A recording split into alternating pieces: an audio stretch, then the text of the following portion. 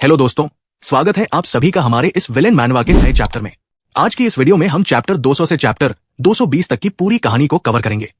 अगर आपने पिछला पार्ट नहीं देखा है तो मेरे चैनल पर जाकर उसे जरूर देख लीजिए, क्योंकि वहां चैप्टर 1 से चैप्टर 200 तक का फुल एक्सप्लेनेशन मौजूद है। और वीडियो शुरू करने से पहले अगर आपको वीडियो पसंद आए तो वीडियो को लाइक करना और चैनल को सब्सक्राइब करना मत भूलना।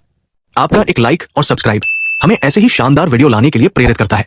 तो बिना किसी देरी के चलिए शुरू करते हैं। पिछले चैप्टर में हमने देखा था कि साधक बाहर निकल आए थे और उन्होंने चिन हाओ पर सीधा हमला कर दिया था, लेकिन चिन हाओ ने उल्टा उन पर मुक्का कस के मारा और आगे बढ़ गया था।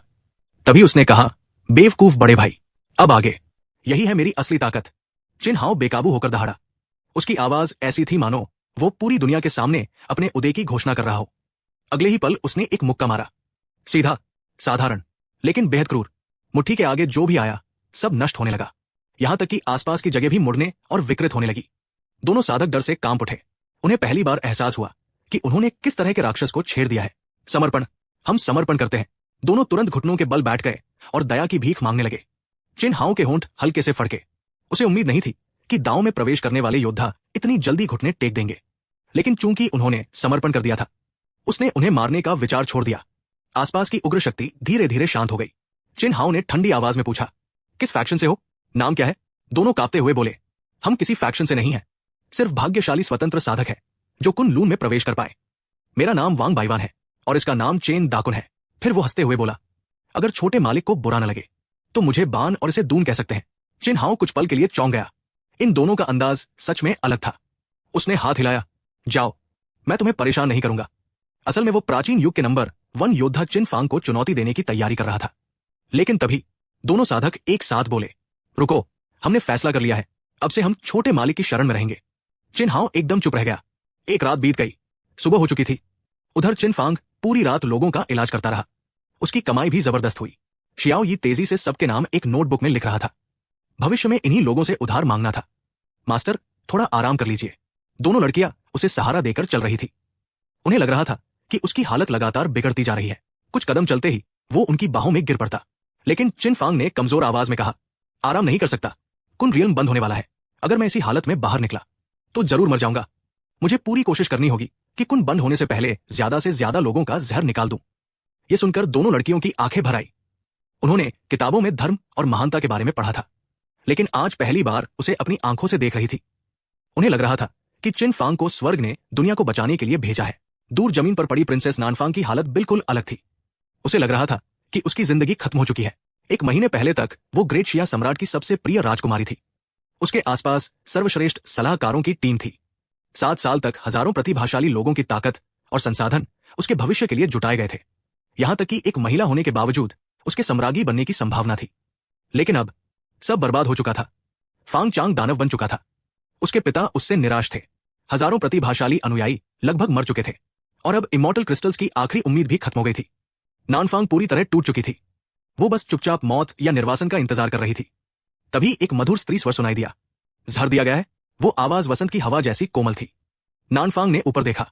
एक बेहद सुंदर लड़की उसकी तरफ बढ़ रही थी। ऐसा लग रहा था जैसे कोई देवी धरती पर उतर आई हो। उसके कपड़ों पर याओ शेन घाटी का चिन्ह था। उसकी उम्र मुश्किल से 15-16 साल होगी। त्वचा बर्फ जैसी सफेद, चेहरा नाजुक और मनमोहक, और उसकी खूबसूरती ऐसी थी कि सीधे देखना मुश्किल हो जाए। लड़की ने नानफांग की जांच की, फिर हैरानी से बोली, ये जहर सच में अजीब है। ये तो युआन दान स्तर के जहरों से भी ज्यादा खतरनाक है। उसने कुछ सुनहरी सुइयां निकाली और इलाज शुरू कर दिया। उसी समय शियाओ यी उत्सुकता से वहां पहुंच गया। उसने लड़की को गौर से देखा, फिर अचानक उछल पड़ा, आहा, मैं पहचान गया। तुम उन 13 प्राचीन सुंदरियों में से एक हो जिन्हें मास्टर ने इकट्ठा किया है। ये सुनते ही सभी लोग जम गए। तभी चिन फांग भीर को धक्का देता हुआ पहुंचा, लेकिन अगले ही पल उसकी नजर कहीं और अटक गई। उसकी आंखें चौड़ी हो गई। मुझे लगता था कि बहन देमू बेजोड़ है, लेकिन ये तो उससे भी बड़ी है। ये किसकी पत्नी है? पूरी भीड़ ने लगभग खून उगल दिया। उन्हें लगा था कि चिन फांग खरगोश को डांटेगा, लेकिन निकला वही रंग का। अभी अभी जो महान नायक वाली छवि बनी थी उसमें दरार पड़ गई। सब लोग उसे घूरने लगे। चिन फांग तुरंत बोला, मुझे ऐसे क्यों देख रहे हो? मैं एक जवान लड़का हूं। न मैं धूम्रपान करता हूं, न शराब पीता हूं। अगर मुझे लड़कियां पसंद है तो इसमें गलत क्या है? कुछ पल के लिए सब निरुत्तर हो गए। सच कहे तो बात गलत भी नहीं थी। तभी वो लड़की उठ खड़ी हुई। उसका नाम यूरोंग था। चेहरे पर गुस्सा साफ दिख रहा था। छोटे हीरो, कृपया अपनी मर्यादा बनाए रखिए। शुरू से ही उसकी चिन फांग के बारे में राय अच्छी नहीं थी। पहले खरगोश ने अजीब बात कही, अब खुद चिन फांग उसे किसी की पत्नी बता रहा था। किसी भी युवा लड़की के लिए यह अपमानजनक था। तियान जुन और वान मा तुरंत आगे आए। मिस यूरोंग, माफ कर दीजिए, हमारे बॉस ने बहुत ज्यादा खून खो दिया है, उनका दिमाग थोड़ा भ्रमित है, कृपया बुरा मत मानिए। बाकी लोग भी समझाने लगे। गुस्सा मत होइए, चिन फांग का कोई बुरा इरादा नहीं था। उसने हजारों लोगों की जान बचाई है, वो अभी खड़ा भी मुश्किल से हो पा रहा है। देखिए, कुछ कदम चलने पर ही गिर जाता है। यह सुनकर यूरों का गुस्सा थोड़ा शांत हुआ, लेकिन जैसे ही किसी ने कहा कि वो एक मासूम और पवित्र लड़की है, चिन फांग का सारा इंटरेस्ट खत्म हो गया। वो तुरंत शियाओ यी को लेकर वहां से चला गया। यूरोंग हैरानी से उसकी पीठ देखती रह गई। उसे समझ नहीं आ रहा था कि ये आदमी आखिर कैसा इंसान है। इलाज करते समय उसने महसूस किया था कि यह जहर कितना भयानक है। एक युवान दान साधक भी इसका सामना नहीं कर सकता था। सिर्फ एक व्यक्ति का इलाज करके ही वो थक गई थी, लेकिन चिन फांग तो हजारों लोगों का इलाज कर रहा था। तभी एक शर्मीली लड़की बोली, मेरे मास्टर चिन फांग का शरीर सैकड़ों जहरों से प्रतिरक्षित है, उनके खून में अद्भुत विनाशक शक्ति है। यूरों की आंखें तुरंत चमक उठीं। वो अचानक चिन फांग को ऐसे देखने लगी जैसे कोई पागल वैज्ञानिक किसी दुर्लभ प्रयोगशाला के नमूने को देखता है। सैकड़ों जहरों से प्रतिरक्षित शरीर, उसने इसके बारे में सिर्फ किताबों में पढ़ा था। ऐसा शरीर जो दुनिया के हर जहर का सामना कर सके और जिसका खून सर्वोत्तम विनाशक औषधि हो। उसे विश्वास नहीं हो रहा था कि आज उसे ऐसा जीवित उदाहरण देखने को मिल गया। उधर दूर जाते हुए चिन फांग अचानक छींक पड़ा। आछू, वो रुक गया। अजीब, अचानक इतनी ठंड क्यों लग रही है? कहीं कोई भूत तो मेरा पीछा नहीं कर रहा? फिर उसने सिर हिलाया। नहीं, सारी भूतनियां तो पहले ही शानहे मानचित्र में बंद है। शायद ज्यादा खून बहने की वजह से होगा। उसे बिल्कुल अंदाजा नहीं था कि अब एक नई मुसीबत उसकी तरफ वैज्ञानिक उत्साह के साथ देख रही है। कुछ दूर 100 से ज्यादा लोग उदास होकर बैठे थे। बाकी सभी लोग खुश थे, लेकिन इनके चेहरे लटके हुए थे। वे तान होंग अकादमी के छात्र थे। उन्हें आदेश मिला था कि हर छात्र कम से कम 10 इमॉर्टल क्रिस्टल लेकर वापस आए, वरना उन्हें वानमा पगोड़ा में कठिन साधना की सजा मिलेगी। पहले उन्हें लगा था कि फेरी क्रिस्टल माइन मिल गई है, इसलिए काम आसान हो जाएगा, लेकिन फिर वे उस ओल्ड 6 के जाल में फंस गए। अगर चिन फांग ने मदद न की होती तो परिणाम भयानक होते। तभी उनके सामने मुस्कुराता हुआ चिन फांग पहुंचा। क्या मैं तुम्हारी किसी तरह मदद कर सकता हूं? छात्र तुरंत खड़े होकर झुक गए। चिन फांग ने चिंतित चेहरा बनाकर पूछा, क्या तुम लोग इमॉर्टल क्रिस्टल्स खोने की वजह से परेशान हो? तुम्हारे पास वापस ले जाने के लिए कुछ भी नहीं बचा है, सही कहा ना? जी सर, तान होंग अकादमी के छात्रों ने सिर झुका दिया। उनके नियम के अनुसार हर छात्र को कम से कम 10 इमॉर्टल एसेंस लेकर वापस जाना था। अगर कोई ऐसा नहीं कर पाया तो उसे मायरियट डेमंस पगोड़ा में साधना के लिए भेज दिया जाता, और वहां जाना लगभग मौत की सजा के बराबर था। बहुत कम लोग वहां से जिंदा लौटते थे। तभी पूरा कुनलून जोर जोर से कांपने लगा। धरती हिलने लगी, आसमान में दरारें दिखाई देने लगी। कुन रियल्म बंद होने वाला था। 100 से ज्यादा छात्र घबरा गए। अब क्या होगा? हम तो बर्बाद हो गए। कोई भी मायरियट डेमंस पगोड़ा नहीं जाना चाहता, लेकिन चिन फांग ने हाथ उठाकर सबको शांत किया। घबराओ मत, कुन रियल में मुझे 500 से ज्यादा इमॉर्टल एसेंस मिले हैं, उन्हें आपस में बांट लो और जमा कर देना। कम से कम तुम्हारा काम पूरा हो जाएगा। 500 इमॉर्टल एसेंस। सभी छात्रों की आंखें चमक उठीं। उस पल चिन फांग पूरे विद्यालय का सबसे लोकप्रिय व्यक्ति बन गया। हालांकि बराबर बांटने पर हर किसी को 5 भी नहीं मिलते, लेकिन खाली हाथ लौटने से तो बेहतर था। तभी चिन फांग ने पूछा, वैसे वे दोनों होली सन्स कहां हैं? सवाल सुनते ही सब लोग एक दूसरे का मुंह देखने लगे। कोई जवाब नहीं दे रहा था। आखिर एक छात्र मुस्कुराते हुए आगे आया। होली सन सर, मेरा नाम लीजिए है। वे दोनों होली सन्स 200 लोगों को लेकर एक सेंट टोकन के लिए लड़ने गए हैं। Saint token? चिन फांग का चेहरा गंभीर हो गया। ये तो ह्यूमन स्क्रॉल होगा। सेंस इंस्क्रिप्शन कंपेंडियम में 3 स्क्रॉल होते हैं, हेवन स्क्रॉल, अर्थ स्क्रॉल और ह्यूमन स्क्रॉल। फिर उसने ली जी को देखा। तुम ली जी हो ना? ली जी ने तुरंत सिर हिलाया। चिन फांग ने एक थैला निकालकर उसके हाथ में दे दिया। इसे सब में बांट देना। ली जी का चेहरा खुशी से खिल उठा। उसे लगा जैसे लॉटरी लग गई हो। वो तुरंत बिजली की रफ्तार से काम पर लग गया। उसी समय आसमान फिर कांप उठा। एक भयानक शक्ति पूरे कुन रियल्म पर छा गई। कुन आखिरकार बंद हो रहा था। अगले ही पल चिन फांग, शियाओ यी, तियान जुन और वान मा को एक विशाल शक्ति ने ऊपर खींच लिया। फिर वे तेजी से नीचे गिरने लगे। छपाक, चारों सीधे पानी में गिरे। चारों तरफ सफेद भाप उठ रही थी। जब उन्होंने आसपास देखा तो पता चला कि वे एक खुले गर्म झरने में आ गिरे हैं। आगे धुंध के बीच कुछ धुंधली आकृतियां दिखाई दे रही थी। साथ ही हवा में लड़कियों की हल्की मीठी खुशबू भी थी। अचानक चीखें गूंज उठीं। आह, कोई देख रहा है। झरने में नहा रही लड़कियां घबरा गई। वे जल्दी जल्दी किनारे की तरफ भागी। कपड़े उठाकर अपने शरीर ढकने लगी। किसी को बाल सुखाने तक की फुर्सत नहीं थी। सभी भाग खड़ी हुई। उधर चिन फांग बड़ी दिलचस्पी से उन्हें ऊपर से नीचे तक देख रहा था। वाह, ये लंबी टांगे तो घुड़सवारी के लिए कमाल की होंगी। कितनी सुंदर पतली पीठ है। अफसोस सामने से नहीं देख पाया। और वो छोटा सा मुंह चावल खाने के लिए बिल्कुल परफेक्ट है। तियान जुन और वान मा भी गंभीर चेहरे से सिर हिलाने लगे। मानो किसी महत्वपूर्ण विषय पर चर्चा चल रही हो। भागती हुई लड़कियों की झलकियां देखकर दोनों का खून भी गर्म होने लगा। ऐसा लग रहा था कि कोई बड़ी मुसीबत आने वाली है। तभी एक लड़की गुस्से से चिल्लाई, बेशर्म लोगों, झांकने की हिम्मत कैसे हुई? दर्जन भर लड़कियों ने जमीन से पत्थर उठाए और उनकी तरफ फेंकने शुरू कर दिए। वान मां ने तुरंत एक आध्यात्मिक ढाल खड़ी कर दी। सारे पत्थर उससे टकराकर गिर गए। लड़कियां और ज्यादा हैरान हो गई। उन्हें उम्मीद नहीं थी कि ये लोग इतने ताकतवर होंगे। तियान जुन जल्दी से बोला, बहनों, गलतफहमी हो गई है, हम झांक नहीं रहे थे। लड़कियां और भड़क गई। अगर झांक नहीं रहे थे तो क्या कर रहे थे? बेशर्म कही के। उन्होंने फिर पत्थर फेंके, लेकिन कोई फायदा नहीं हुआ। सब कुछ ढाल रोक रही थी। आखिरकार लड़कियां जल्दी जल्दी कपड़े पहनकर मदद बुलाने चली गई। वान मां ने ठंडी हंसी हंसी, हमारे युवा मालिक का अपमान करने की हिम्मत? फिर बदतमीजी के लिए मुझे दोष मत देना। उसके शरीर से आभा फूट पड़ी। धम, कई लड़कियां हवा में उछलकर दूर जा गिरी। जाते जाते वे चिल्लाई, रुको, अभी लोगों को लेकर आते हैं। उसी समय आसमान से एक और आकृति गिरती दिखाई दी। चिन फांग ने ऊपर देखा। अरे, क्या कोई खजाना आसमान से गिर रहा है? आकृति तेजी से नीचे आ रही थी। बिना सोचे उसने हाथ बढ़ाया और सीधे उसे राजकुमारी की तरह अपनी बाहों में पकड़ लिया। जब उसने ध्यान से देखा तो उसकी आंखें चमक उठीं। ये कोई खजाना नहीं, ये तो मेरी लिन सान है। लिन सान का चेहरा तुरंत लाल हो गया। वो जल्दी से उसकी बाहों से निकलने लगी। विषय बदलने के लिए उसने पूछा, तुम लोग यहां कैसे पहुंचे? चिन फांग ने कंधे उचकाए, मैं भी अभी अभी आया हूं। फिर उसने पहले वाली लड़कियों को याद किया। वैसे अच्छी बात है, उनके बिल्ली वाले कान नहीं थे, न खरगोश वाले, न दो लोमड़ी की पूंछें। वे इंटरनेट पर दिखने वाली 99% लड़कियों जैसी ही थी। मतलब हम अभी भी इंसानों के इलाके में हैं। उसी समय पहले वाली लड़कियां वापस लौट आई। इस बार उनके साथ युवा पुरुषों का एक बड़ा समूह भी था। आगे खड़ा युवक गुस्से से दहाड़ा, मेरी जूनियर बहनों को परेशान करने की हिम्मत किसने की?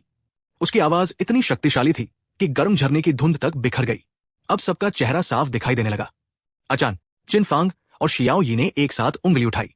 वही है, वही है। दोनों सीधे लिन सान की तरफ इशारा कर रहे थे। लिन सान के सिर पर सवालिया निशान उगाए। उसे कुछ समझ ही नहीं आया, मैंने क्या किया? लेकिन सामने वाला युवक पहले ही आग बूला हो चुका था। छोटे कमीने, मेरी जूनियर बहनों को तंग करने की हिम्मत कैसे हुई? उसके शरीर से भयानक आभा निकली। अगले ही पल वो प्रकाश की किरण बन गया और सीधे लिन सान की तरफ टूट पड़ा। उस युवक के दोनों हाथ ड्रैगन के पंजों की तरह मुड़े हुए थे। उसकी उंगलियों के आसपास तेज धार जैसी आभा लिपटी हुई थी। ऐसा लग रहा था मानो वो पूरे आकाश को चीर सकता हो। लिन सान का चेहरा गंभीर हो गया।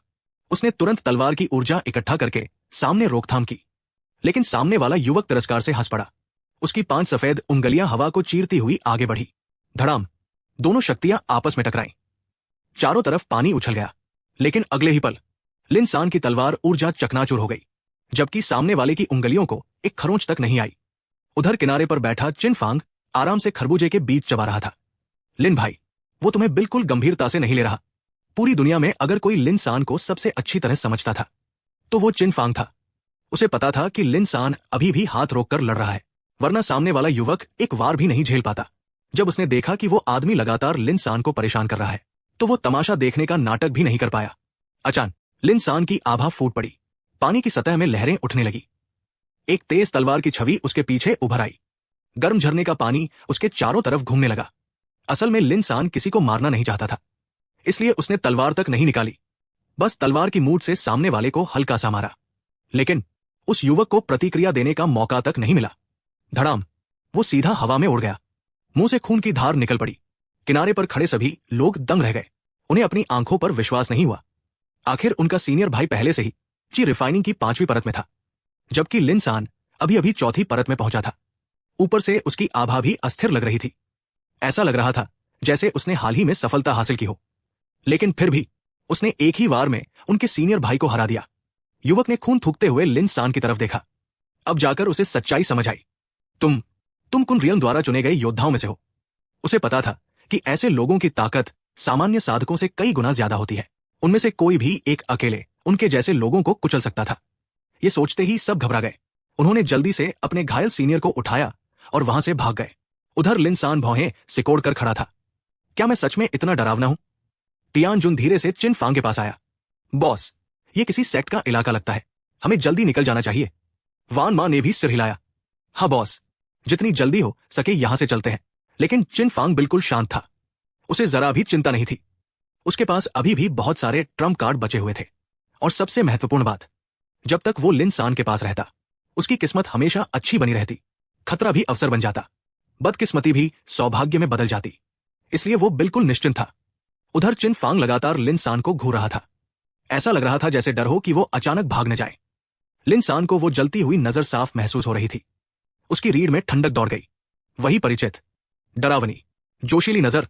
उसे मन ही मन चिल्लाने का मन हुआ, नहीं, मैं अब चिन फांग के साथ नहीं रह सकता।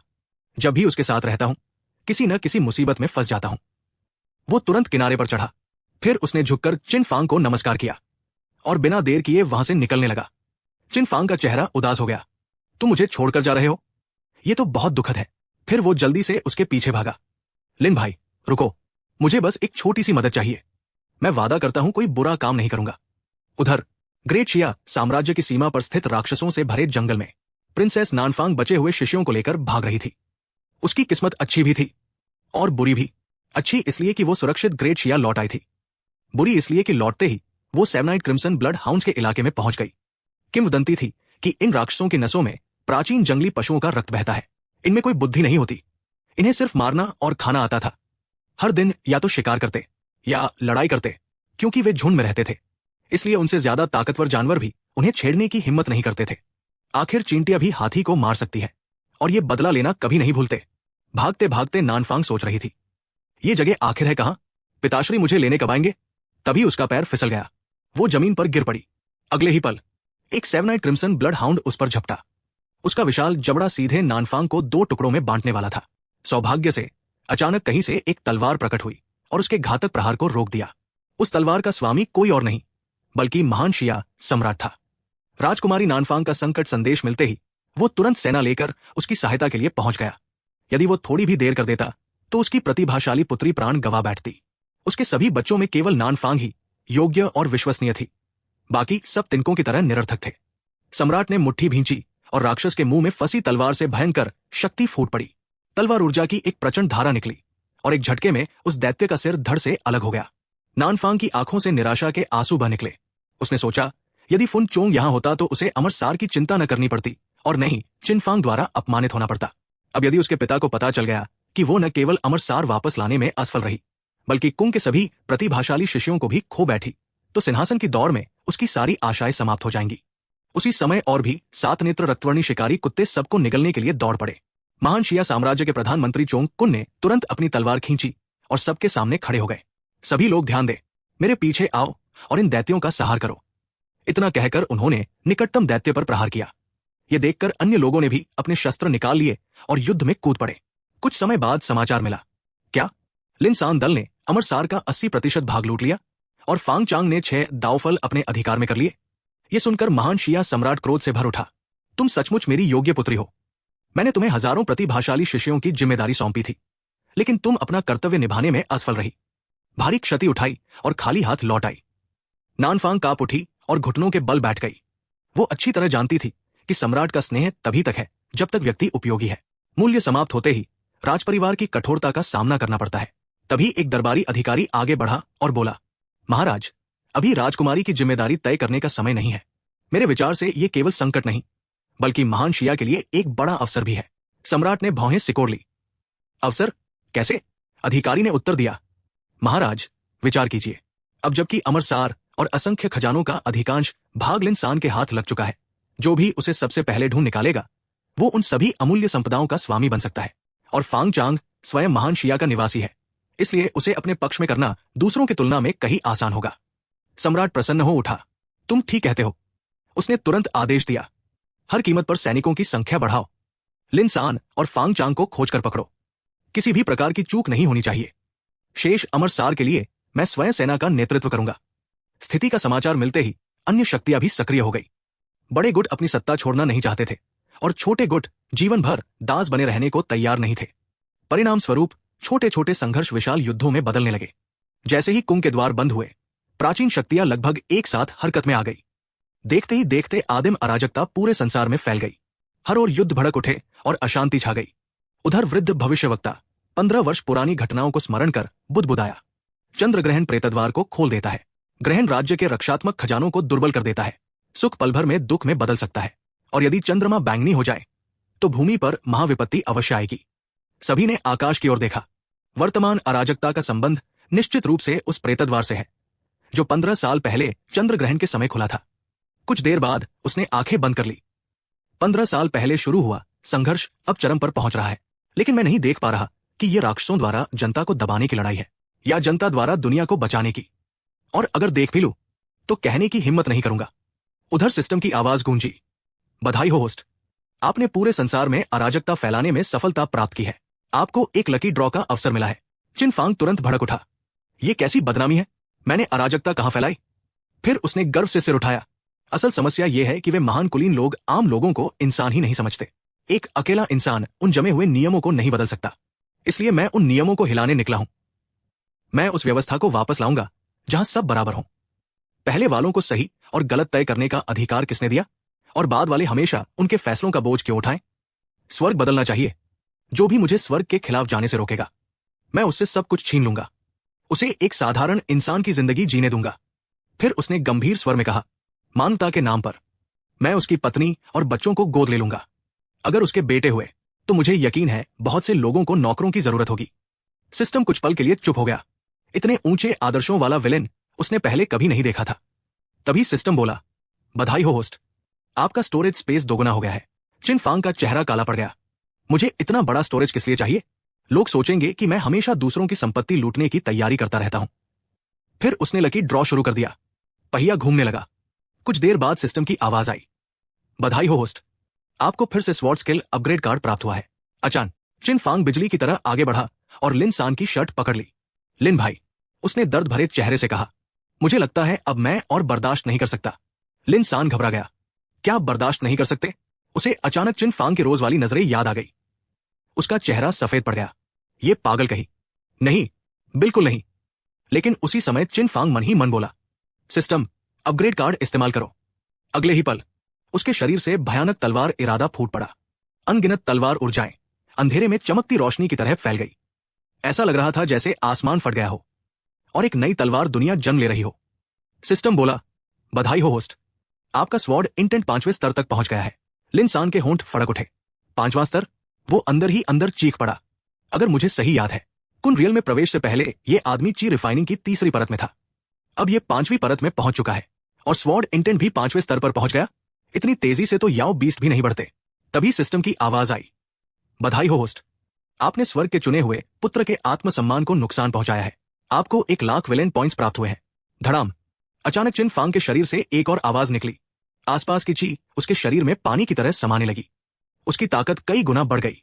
सिस्टम बोला, बधाई हो होस्ट, आप दाव एंट्रेंस रियन की 6ठी परत में प्रवेश कर चुके हैं। लिन सान पूरी तरह टूट गया। वो कुछ बोल भी नहीं पा रहा था। उसके चेहरे पर ऐसा भाव था जैसे दुनिया खत्म हो गई हो। सिस्टम फिर बोला, बधाई हो होस्ट, आपने स्वर्ग के चुने हुए पुत्र के आत्मसम्मान को फिर से नुकसान पहुंचाया है। आपको 1,00,000 विलेन पॉइंट्स प्राप्त हुए हैं। लिन सान अब सिर्फ एक ही बात सोच रहा था, हे स्वर्ग, अगर मैंने कोई पाप किया है तो मुझे बिजली मार दो, लेकिन इस राक्षस चिन फांग से मुझे बचा लो। मुझे शांति चाहिए। इतना सोचते ही वो मुड़ा और जितनी तेज दौड़ सकता था दौड़ गया। उधर ग्रेट शिया के पूर्वी और पश्चिमी क्षेत्रों की सीमा पर मून गॉड पैलेस की कनिष्ठ शिष्याएं रोने जैसी हालत में थी। हमारी किस्मत इतनी खराब क्यों है? उन्हें समझ नहीं आ रहा था कि वे यहां कैसे पहुंच गई। ऐसा लग रहा था जैसे स्वर्ग जानबूझकर उनके साथ मजाक कर रहा हो। ग्रेट शिया का पूर्वी क्षेत्र चिन परिवार के नियंत्रण में था। जब मून गॉड पैलेस ने जबरदस्ती चिन फांग को अपने साथ ले लिया था तो चिन परिवार के पूर्वज बेहद नाराज हो गए थे। उन्होंने कसम खाई थी कि एक दिन मून गॉड पैलेस की महिला शिष्यों को पकड़कर नौकरानी बनाएंगे। दूसरी तरफ पश्चिम में तियानशिन सिटी थी, जो यिन्यू राजवंश की सीमा से लगी हुई थी। वहां आए दिन संघर्ष होते रहते थे। जी यान ने सबको सांत्वना दी, घबराओ मत, कुछ नहीं होगा। लेकिन तभी हवा को चीरती हुई एक तेज आवाज सुनाई दी। शू।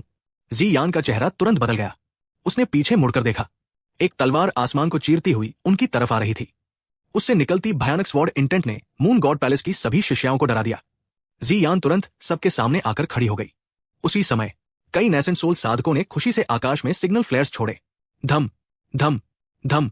आसमान में बड़े अक्षरों में एक नाम चमक उठा, तियानशिन। इसका मतलब था वे लोग तियानशिन सिटी के थे। तियानशिन सिटी अपने साथियों को संकेत भेज रही थी। जी यान का चेहरा चिंता से भर गया। कुछ नेसेंट सोल साधकों से निपटना कोई बड़ी बात नहीं थी, लेकिन समस्या ये थी कि वे इस समय दुश्मन के इलाके में थी। अगर तियानशिन सिटी के और भी शक्तिशाली नेसेंट सोल साधक आ गए तो युएशन पैलेस की लड़कियां सिर्फ अपनी लाशें उठवाने का इंतजार कर सकती थी। उसी समय हवा को चीरती हुई भयानक आवाजें गूंज उठीं। शू शू। कई विशाल उड़ने वाले जहाज नदी के किनारे से आसमान में उठे। हर जहाज पर हजारों महिला साधक सवार थी। ये दृश्य देखकर सभी का चेहरा बदल गया। एक कनिष्ठ शिष्या घबराकर बोली, सीनियर सिस्टर जियान, अब हम क्या करें? बाकी लड़कियां भी डर गई। जियान कुछ पल सोचती रही, फिर उसने निर्णय ले लिया, चिन परिवार की तरफ चलते हैं, पूर्वी ग्रेट शिया की ओर। यह सुनकर सब चौंक गई। आखिर दुनिया भर में एक कहानी मशहूर थी। कहा जाता था कि चिन फांग ने ताकत पाने के लिए अपने ही छोटे भाई का सुप्रीम बोन छीन लिया था और फिर अपने परिवार से विश्वासघात कर दिया था। लेकिन जियान को हमेशा लगता था कि इस कहानी में कुछ छिपा हुआ है, कोई ऐसा राज जो दुनिया को नहीं पता। 7 साल तक चिन फांग के साथ रहने के दौरान उसकी यह भावना और मजबूत हो गई थी। उसे नहीं लगता था कि चिन फांग ऐसा इंसान है जो शक्ति के लिए किसी भी हद तक गिर जाए। कम से कम उसकी समझ में वो ऐसा व्यक्ति नहीं था। उधर तियानशिन सिटी के लोग दूर से जियान और बाकी लड़कियों को चिन परिवार के इलाके की तरफ जाते हुए देख रहे थे। कुछ देर के लिए वे भी हिचकिचा गए, क्या पीछा जारी रखा जाए या नहीं? आखिर शुरुआत में तियानशिन सिटी और चिन परिवार के संबंध काफी अच्छे थे। 7 साल पहले जब तियानशिन सिटी की युवा मालकिन की सगाई चिन परिवार के दूसरे युवा स्वामी से हुई थी, तब दोनों पक्ष और भी करीब आ गए थे। कम से कम वे एक दूसरे की पीठ में छुरा नहीं घूमते थे। कभी कभी तो मुश्किल समय में एक दूसरे की मदद भी कर देते थे। लेकिन यह सब सिर्फ 7 साल तक ही चला, फिर सब कुछ बदल गया। उधर तियानशिन सिटी के लोग दूर से जियान और बाकी लड़कियों को चिन परिवार के इलाके की तरफ जाते हुए देख रहे थे। कुछ देर के लिए वे भी हिचकिचा गए, क्या पीछा जारी रखा जाए या नहीं? आखिर शुरुआत में तियानशिन सिटी और चिन परिवार के संबंध काफी अच्छे थे। 7 साल पहले जब तियानशिन सिटी की युवा मालकिन की सगाई चिन परिवार के दूसरे युवा स्वामी से हुई थी, तब दोनों पक्ष और भी करीब आ गए थे। कम से कम वे एक दूसरे की पीठ में छुरा नहीं घूमते थे। कभी कभी तो मुश्किल समय में एक दूसरे की मदद भी कर देते थे। लेकिन यह सब सिर्फ 7 साल तक ही चला, फिर सब कुछ बदल गया। 7 साल पहले जब तियानशिन सिटी की युवा मालकिन ने चिन परिवार के साथ अपनी सगाई तोड़ दी थी, तब से दोनों पक्षों के रिश्ते बेहद जटिल हो गए थे। अब हालात ऐसे थे कि अगर कोई भी दूसरे की सीमा में कदम रख देता तो उसका बेरमी से पीछा किया जाता। तियानशिन सिटी के नेता ने कुछ देर सोचा, फिर उसने आदेश दिया, पीछा जारी रखो, उन्हें भागने मत दो। आखिर युएशन पैलेस की लड़कियों के पास बड़ी मात्रा में इमॉर्टल एसेंस स्टोन्स थे। भले ही वे उनके अपने किसी काम के न हों, लेकिन उन्हें कमांडर को भेंट करके भविष्य में पदोन्नति हासिल की जा सकती थी। अपने भविष्य के लिए यह जोखिम लेना बिल्कुल उचित था। यह देखकर युएशन पैलेस की कनिष्ठ शिष्याओं के चेहरे बदल गए। तियानशिन सिटी के लोग बेहद तेजी से उनका पीछा कर रहे थे। ऐसा लग रहा था कि वे किसी भी पल पकड़ ली जाएंगी। तभी धड़ाम, एक आसमान फाड़ देने वाला विस्फोट हुआ।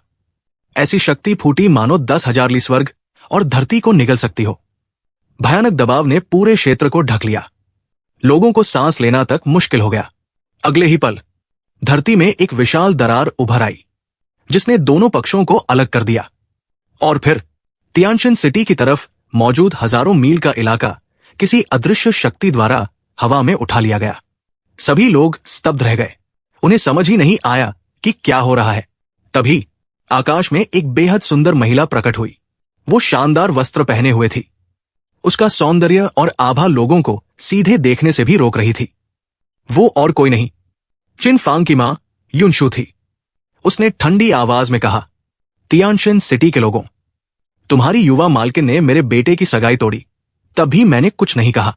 लेकिन अब तुम लोग चिन परिवार की सीमा में घुसने की हिम्मत कर रहे हो, मौत को बुला रहे हो क्या? सगाई टूटने की पुरानी घटना याद आते ही उसके चेहरे पर बर्फ जैसी ठंडक छा गई। उसने बस हल्के से अपना हाथ लहराया। धड़ाम, हजारों वर्ग मील जमीन पल भर में ध्वस्त हो गई। हजारों नेसेंट सोल साधक चीखने का मौका तक पाए बिना राख बन गए। ये दृश्य देखकर युएशन पैलेस की कनिष्ठ शिष्याएं डर से कांप उठीं। उन्हें समझ नहीं आ रहा था कि समय कैसे काटे। तभी युनशु का चेहरा थोड़ा नरम पड़ा। घबराओ मत, मुझे पता है कि तुम लोग युएशन पैलेस की शिष्याएं हो। मैं चिन परिवार से नहीं हूं। मेरा उपनाम युन है। मेरा नाम युनशु है। ये सुनते ही सभी लड़कियां चौंक गई। क्या? तो आप दिव्य पुत्र की माता है? एक लड़की के मुंह से निकल गया। अब समझ आया कि चिन फांग इतने सुंदर क्यों हैं। सब मैडम की वजह से है। बाकी लड़कियां भी तुरंत खुशामद करने लगी। युनशु ने अपनी भावनाओं को दबाने की कोशिश की, लेकिन उसकी आवाज फिर भी हल्का कांप गई। वह इन सालों में कैसा रहा है? जी यान तुरंत समझ गई कि वो किसके बारे में पूछ रही है। उसने आदर से झुककर उत्तर दिया, वो वर्तमान में यूएशियन पैलेस के दिव्य पुत्र है और यिनमुन राजवंश के तीसरे होली सन भी। जितना अधिक युनशु सुनती गई, उसका दिल उतना ही दुखता गया। हर माता पिता चाहते हैं कि उनका बच्चा सफल बने, लेकिन वो जानती थी कि इन उपलब्धियों के पीछे चिन फांग ने कितना खून, पसीना और दर्द झेला होगा। और सबसे बड़ी बात, जब चिन फांग उससे अलग हुआ था, तब वो सिर्फ 8 साल का बच्चा था। हर बार ये बात याद आते ही वो रातों को रोते हुए जाग जाती थी। दूसरी तरफ चिन फांग चमकती मुस्कान के साथ लिन सान के पीछे पीछे चल रहा था। उसे नहीं पता था कि लिन सान सच में सौभाग्य लाता है या नहीं, लेकिन एक बात तय थी, जब तक वो लिन सान के साथ रहता, तब तक वो सुरक्षित रहता। आखिरकार लिन सान का धैर्य जवाब दे गया। उसने मुड़कर पूछा, चिन फांग, क्या तुम्हारे पास कोई और काम नहीं है? चिन फांग हंस पड़ा। लिन भाई के साथ रहना सबसे महत्वपूर्ण काम है। इतना कहकर उसने लिन सान को और कसकर पकड़ लिया, मानो डर हो कि वो आंख झपकते ही भाग जाएगा। तभी गर्जन जैसी आवाज गूंजी। धड़ाम! एक बैंगनी चेहरे वाला बूढ़ा आदमी अचानक उनके सामने आकर खड़ा हो गया। उसने लालची नजरों से सबको देखा, फिर पूछा, तुम लोग अभी अभी कुन रियल्म से निकले हो? तुम्हें नेता कौन है? उसकी आंखों में लालच साफ दिखाई दे रहा था। वो छिपाने की कोशिश तक नहीं कर रहा था। लिन सान को तुरंत कुछ गड़बड़ महसूस हुई। उसने बिना सोचे सीधा चिन फांग की तरफ इशारा कर दिया, लेकिन अगले ही पल चिन फांग, शियाओ यी, तियान जुन और वान मा चारों ने एक साथ उंगली उठाकर लिन सान की तरफ इशारा कर दिया। लिन सान पूरी तरह जड़ हो गया। उसके मन में एक ही विचार था, चिन फांग और उसके पूरे खानदान की 18 पीढ़ियां बर्बाद हों।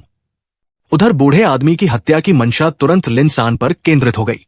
वो धुंधली परछाई बनकर बिजली जैसी गति से उसकी तरफ झपटा। लिन सान गुस्से से फटने वाला था, लेकिन सामने इतने शक्तिशाली बूढ़े शैतान के खिलाफ वो लापरवाही नहीं कर सकता था। उसने तुरंत अपनी सबसे ताकतवर तकनीक इस्तेमाल की, स्वॉर्ड ट्रांसफॉर्मेशन इनटू मायरियट स्वॉर्ड्स। तलवार निकलने की आवाज पूरे जंगल में गूंज उठी। चमकदार तलवार प्रकाश आसमान में फैल गया। बर्फ जैसी ठंडी तलवार ऊर्जा चारों तरफ फैल गई। हवा फटने की आवाजें गूंजने लगी। उधर चिन फांग घबरा गया। सिस्टम, जल्दी एक फाउंडेशन पिल दो, मेरा दिल इसे और नहीं झेल सकता। सिस्टम बोला, बधाई हो होस्ट, आपने 60 लाख विलेन पॉइंट्स खर्च करके सफलतापूर्वक फाउंडेशन पिल प्राप्त कर ली है। लेकिन उसी समय धड़ाम, वो बूढ़ा आदमी सीधे लिन सान के सामने पहुंच गया। उसने अपना सूखा हाथ बढ़ाया और सीधे लिन सान का गला पकड़ लिया। लिन सान के मुंह से खून निकल पड़ा। उसे लगा जैसे उसका गला टूटने वाला हो। धत! चिन फांग चौंक गया। उसे लगा था कि लिन सान थोड़ा और टिकेगा। इतनी जल्दी हार गया? ये तो उन शॉर्ट वीडियो लेखकों से भी तेज निकला। अगले ही पल चिन फांग बूढ़े आदमी के पीछे प्रकट हो गया। बस, अब खेल काफी हो गया। बूढ़ा आदमी चौंक उठा। उसे तुरंत अंदाजा हो गया कि ये कौन है, लेकिन चिन फांग ने उसे बोलने का मौका नहीं दिया। उसकी विनाश की आंख सीधे बूढ़े आदमी पर टिक गई। इतनी नजदीकी दूरी पर विनाश की शक्ति पूरी ताकत से फूट पड़ी। धड़ाम! बूढ़े आदमी के चेहरे पर सीधा हमला हुआ। वो दर्द से चीख उठा। उसने तुरंत लिन सान को छोड़ दिया और पीछे हट गया, लेकिन चिन फांग उसे छोड़ने के मूड में नहीं था। उसकी आंखें बूढ़े आदमी पर टिकी रहीं। उसकी दृष्टि के सामने सभी रहस्य उजागर हो गए। अगले ही पल बूढ़े आदमी का आधा सिर गायब हो गया और विनाश का प्रभाव पूरे शरीर में फैलने लगा। चिन फांग ने अचानक आंखें बंद कर ली। वो भारी सांसें लेने लगा। यह प्राचीन युग की आदिम नेत्र तकनीक थी और इतनी शक्ति इस्तेमाल करने की कीमत भी कम नहीं थी। बूढ़े आदमी का आधा सिर अभी भी बचा हुआ था। उसकी हालत इतनी डरावनी लग रही थी कि सामान्य इंसान उसे देखकर बेहोश हो जाता। अगर वो लाइफ एंड डेथ रियल्म का विशेषज्ञ न होता तो चिन फांग का वह वार उसे सीधे यमराज के दरबार पहुंचा देता। लेकिन मौत के मुंह से बच निकलने के बाद भी वो खुश नहीं था। तभी उसकी आंखें अचानक फैल गई। उसे महसूस हुआ कि किसी ने पीछे से उसके नाजुक हिस्से में कुछ घुसा दिया है। वो तुरंत मुड़ा और जो दृश्य उसने देखा, उसे देखकर उसका बचा हुआ आधा चेहरा भी विकृत हो गया। वान मा किसी समय चुपके से उसके पीछे पहुंच चुका था। उसका भाला सीधे बूढ़े आदमी के पिछले रास्ते में घुसा हुआ था, लेकिन आखिर सामने वाला लाइफ एंड डेथ रियल्म का विशेषज्ञ था। इस हमले से उसे कोई गंभीर चोट नहीं लगी। तुम सब मर जाओ, बूढ़ा आदमी पागलों की तरह दहाड़ा। अगले ही पल उसके शरीर से भयानक आभा फूट पड़ी। धड़ाम। तियानजुन और वान मा दोनों उड़ते हुए दूर जा गिरे। उनका क्या हुआ कोई नहीं जानता था, लेकिन उनकी वजह से मिला वो एक पल चिनफांग और लिनसान के लिए काफी था। दोनों को संभलने का समय मिल गया। लिनसान हांफते हुए चिनफांग की तरफ देखने लगा। फिर उसने गंभीर स्वर में कहा, मेरे पास एक तलवार है जो 10,000 मील तक भेज सकती है। चिनफांग मुस्कुराया, और मेरे पास एक तलवार है जो स्वर्ग का द्वार खोल सकती है। दोनों ने एक दूसरे की तरफ देखा, फिर हल्का सा मुस्कुराए, मानो बिना बोले ही एक दूसरे के मन की बात समझ गए हों। अगले ही पल दोनों के शरीरों से भयानक तलवार प्रकाश फूट पड़ा। हवा चीरती हुई तलवार ऊर्जा समुद्र की लहरों की तरह चारों तरफ फैल गई। दो सुनहरी रोशनियां आसमान में उठीं। वे दो स्वर्गीय ड्रैगन तलवारों जैसी दिखाई दे रही थी। उनकी शक्ति इतनी भयानक थी कि धरती और आसमान का रंग तक बदल गया। हजारों मील दूर मौजूद लोग भी ये दृश्य साफ देख सकते थे। हर कोई स्तब्ध था। फिर दोनों तलवार प्रकाश एक हो गए। अनगिनत तलवार ऊर्जाएं मिलकर एक विशाल बवंडर में बदल गई। वो बवंडर स्वर्ग और धरती को जोड़ रहा था। तलवारों की आवाज पूरे आकाश में गूंज उठी। भयंकर तूफानी लहरें हजारों मील तक फैल गई। बूढ़ा आदमी पागल हो गया। नालायक बच्चों, मुझे कम मत समझो। उसने अपनी लाइफ एंड डेथ रियल्म की पूरी शक्ति छोड़ दी। धरती मकड़ी के जाले जैसी दरारों से भर गई। लेकिन उसी समय चिनफांग और लिनसान ने एक साथ अपनी तलवारें चला दी। दो तलवार प्रकाश नीचे उतरे, फिर आपस में मिलकर एक हो गए। अब यह बताना असंभव था कि कौन सी शक्ति चिनफांग की थी और कौन सी लिनसान की। भयानक ऊर्जा तरंगे चारों तरफ फैल गई। आकाश तलवारों की गूंज से भर गया। दोनों की संयुक्त शक्ति अकेले लड़ने की तुलना में कई गुना बढ़ चुकी थी। यहां तक कि चिनफांग और लिनसान दोनों ने भी खून उगल दिया।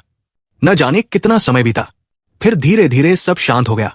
दुनिया दोबारा शांत अवस्था में लौट आई। लिनसान खंडहरों के बीच घुटनों के बल बैठा था। वो मुश्किल से खुद को संभाल पा रहा था। उसकी हालत बेहद दयनीय लग रही थी, किसी भी समय गिर सकता था। चिनफांग तुरंत उसके पास पहुंचा। उसने चिंता से पूछा, लिन भाई, आप ठीक तो हैं? जब उसने पूरी तरह सुनिश्चित कर लिया कि लिनसान सुरक्षित है, तभी उसने राहत की सांस ली। लिनसान का दिल भर आया। वो अपनी भावनाओं को दबाने की कोशिश कर रहा था।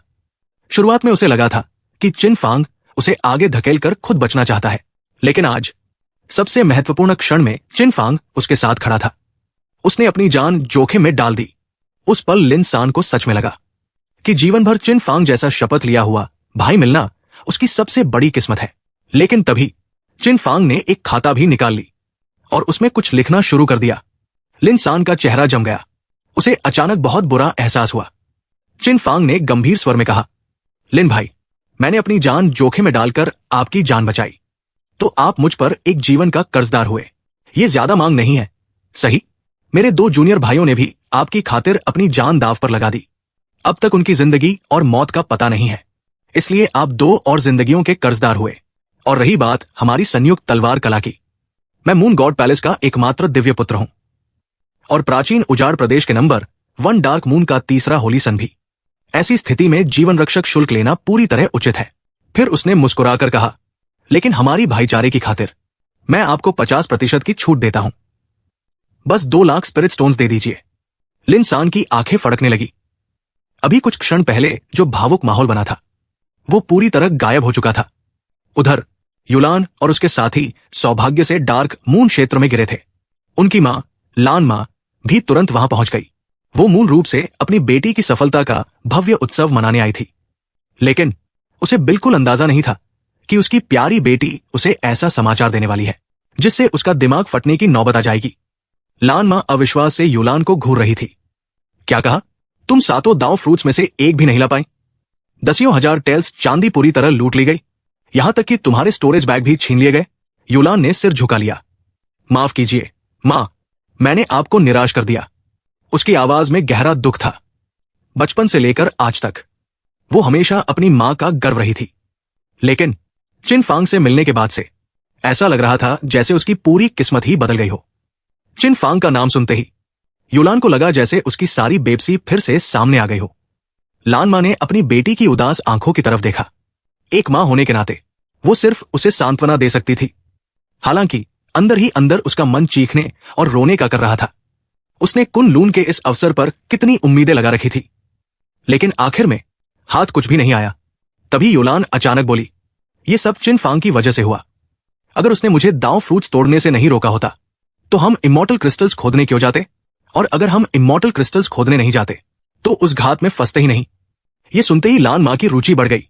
उसने तुरंत पूछा, कुन लून में चिन फांग का प्रदर्शन कैसा रहा, उसे क्या क्या मिला? पास खड़ी एक महिला सेविका ने तुरंत जवाब दिया, पैलेस मास्टर, यंग मास्टर चिन सच में बहुत डरावने हैं। उन्होंने अकेले ही दाव फ्रूट्स वाले क्षेत्र को रोक दिया था। दसियों हजार योद्धा उनके डर से आगे बढ़ने की हिम्मत नहीं कर पाए, और हमें शक है कि 6 दाव फ्रूट्स फांग चांग ने नहीं बल्कि चिन फांग ने हासिल की है। बाकी खजानों का तो हमें ठीक से पता नहीं, लेकिन उनकी ताकत को देखते हुए उनके पास जरूर बहुत बड़ी संपत्ति होगी। ये सुनते ही लान मां की आंखें चमक उठीं। अभी कुछ पल पहले तक वो अपनी बेटी के भविष्य की साधना सामग्री को लेकर परेशान थी, लेकिन अब उसे अचानक एक नया रास्ता दिखाई देने लगा। उसने मन ही मन सोचा, मैंने तुम्हें इतने सालों तक पाला है, अब तुम्हारी बारी है अपनी मां का कर्ज चुकाने की। तुम डेमोनिक पैलेस की इकलौती राजकुमारी हो, डार्क मून की शीर्ष प्रतिभाओं में से एक हो, और प्राचीन उजाड़ प्रदेश की 4 महान सुंदरियों में भी शामिल हो। ऐसी बेटी का दहेज कम कैसे हो सकता है? लान मां ने अपनी बेटी की तरफ देखा। युलान की आंखों में उदासी की हल्की झलक उभरी। वो धीरे से बोली, आखिर बेटी बड़ी हो ही जाती है और एक दिन शादी भी करनी पड़ती है, वरना मां पर बोझ बन जाती है। लान मां ने तुरंत सिर हिलाया। देखा, मैं हमेशा सही कहती हूं। एक सक्षम पति का साथ होना दुनिया की सबसे बड़ी खुशियों में से एक है। फिर उसने उत्साह से कहा, चलो घर चलते हैं, अच्छे कपड़े पहनना, मैं खुद कुछ खास पकवान बनाऊंगी। फिर चिन फांग को खाने पर बुलाएंगे और उसी दिन शादी की बात पक्की कर देंगे। नहीं, युलान ने तुरंत सिर हिला दिया। उसके चेहरे पर दृढ़ता साफ दिखाई दे रही थी। पुरुष तो बस बाहरी चीजें हैं, मैं अपनी दोनों हाथों की मेहनत से खुद को साबित करना चाहती हूं। लान मां ने लंबी सांस ली, फिर मुस्कुराकर बोली, पुरुष बाहरी चीजें जरूर है, लेकिन वे अंदरूनी चीजें भी बन सकते हैं। इन दोनों बातों में कोई विरोध नहीं है। खुद को साबित भी कर सकती हो और एक अच्छा पति भी रख सकती हो। दोनों काम साथ साथ होते हैं। वे अंदरूनी चीजें कैसे हो सकते हैं? युलान ने सिर तिरछा किया। उसे अपनी मां की बात बिल्कुल समझ नहीं आई। लान मां धीरे से बड़बड़ाई, अभी तक अनुभव नहीं किया है, इसलिए नहीं समझती। फिर उसने समझाना जारी रखा, बेटी, मैं जानती हूं कि तुम साबित करना चाहती हो कि महिलाएं पुरुषों से कम नहीं होती, लेकिन तुम्हें अपनी ताकत भी पहचानी चाहिए। पुरुष खून बहाकर दुनिया जीतते हैं और महिलाएं पसीना बहाकर दुनिया जीतती हैं। समझी मैं क्या कहना चाहती हूं? नहीं समझी, और समझना भी नहीं चाहती, युलान ने जिद्दी अंदाज में जवाब दिया। फिर मुड़ी और वहां से चली गई। लान मां ने अपना सीना दबाया। उसे लगा जैसे अभी हार्ट अटैक आ जाएगा। वो खुद को समझाते हुए बड़बड़ाई, मेरी अपनी बेटी है, गुस्सा नहीं होना, बिल्कुल गुस्सा नहीं होना। उधर दूसरी तरफ लिनसान बूढ़े आदमी की आखिरी सांसें टूटती हुई देख रहा था। उसके मन में अजीब सा दुख पैदा हुआ। शुरुआत में तो वो भागने की तैयारी कर चुका था। आखिर सामने लाइफ एंड डेथ रियल्म का विशेषज्ञ था, लेकिन अब वो बूढ़ा अपनी असली ताकत दिखाने का मौका तक नहीं पा सका। एक भी ढंग का वार नहीं कर पाया और सीधे खत्म हो गया। लिनसान मन ही मन बुदबुदाया, इतना दुखी लाइफ एंड डेथ रियल विशेषज्ञ मैंने पहली बार देखा है। उधर चिन फांग आगे बढ़ा और बूढ़े आदमी की रिंग उतार ली। वो पूरी ईमानदारी से उसकी संपत्ति सुरक्षित रखने का काम कर रहा था। अंदर सिर्फ कुछ निम्न स्तर के डिवाइन स्टोन्स, कुछ दवाइयां, साधना तकनीकें और कीमिया के सूत्र थे। लिनसान को खांसी आ गई। उसे अचानक चिन फांग की किस्मत से जलन होने लगी। प्राचीन उजाड़ प्रदेश के नंबर 1 परिवार में पैदा हुआ, घर छोड़कर भागा तो मून गॉड पैलेस ने अपना लिया। अब लाइफ एंड डेथ रियल विशेषज्ञ की संपत्ति भी मिल गई। फिर उसने सोचा, लेकिन भाई चिन जरूर आधा हिस्सा मुझे देगा। अगले ही पल उसने देखा कि चिन फांग ने पूरा सामान झटके से अपनी जेब में ठूंस लिया। जरा भी बांटने का इरादा नहीं था। लिनसान का चेहरा काला पड़ गया। चिन फांग ने गंभीरता से कहा, ठीक है, पहले आध्यात्मिक ऊर्जा वापस हासिल करते हैं। कौन जाने उस बूढ़े के और साथी भी हों। अगर उनसे टकरा गए तो इस बार सच में मर जाएंगे। इतना कहकर उसे अचानक कुछ याद आया, अरे मेरे दोनों जूनियर भाई। वो तुरंत मलबे की तरफ दौड़ा। काफी खोजबीन के बाद उसने तियान जुन और वान मां को बाहर निकाला। उधर थोड़ी दूरी पर लिनसान ध्यान लगाकर अपने घाव भर रहा था। चिन फांग ने दोनों की सांस जांची। उनकी सांसें इतनी कमजोर थी कि महसूस करना मुश्किल था। पता नहीं बच पाएंगे या नहीं। तभी शियाओ यी अचानक चिल्लाया, मास्टर, वो सख्त खोल वाली लड़की आ गई। चिन फांग ने सिर उठाया। सचमुच यूरुंग डरी हुई शक्ल लेकर उनकी तरफ आ रही थी। आसपास का विनाश देखकर उसके पैरों तक कांप रहे थे। वो समझ ही नहीं पा रही थी कि कैसी लड़ाई हुई थी जिसने पूरे इलाके को तबाह कर दिया। चिन फांग ने उसे देखा और मन ही मन सोचा, ये यहां क्या कर रही है? क्या ये लिनसान की पत्नी है? जितना ज्यादा वह सोचता उतना ही उसे लगता कि दोनों की जोड़ी ठीक नहीं बैठती। यूरोंग धीरे धीरे पास आई। उसका शरीर कांप रहा था। अचानक चिन फांग उसके बिल्कुल सामने आ गया। दोनों के बीच की दूरी एकदम खत्म हो गई। यूरोंग चौंक गई। अब उसने चिन फांग को पहचान लिया। यही वो आदमी था जिसने कुनलून में उसे बार बार परेशान किया था। उसकी आंखें फैल गई। नहीं हो सकता, क्या अभी की वो भयानक लड़ाई चिन फांग ने लड़ी थी? उसे विश्वास नहीं हो रहा था। ची रिफाइनिंग की छठी परत का साधक ऐसी शक्ति कैसे दिखा सकता था? वो ताकत तो कम से कम लाइफ एंड डेथ रियल विशेषज्ञों की लग रही थी। लेकिन इससे पहले कि वो कुछ और सोच पाती, चिन फांग ने उसे सीधे कंधे पर उठा लिया और चलने लगा। आह, मुझे नीचे उतारो। यूरोंग घबरा गई। कुनलून में उसकी छवि पहले से ही खराब थी। अब यह हरकत देखकर उसका डर और बढ़ गया। क्या ये मेरे साथ कुछ गलत करने वाला है? तभी चटाक, चिन फांग ने उसके कूल्हे पर हल्की चपत लगाई। फिर गंभीरता से बोला, काफी बढ़िया, निश्चित रूप से कुंवारी है। यूरोंग का चेहरा शर्म से लाल हो गया।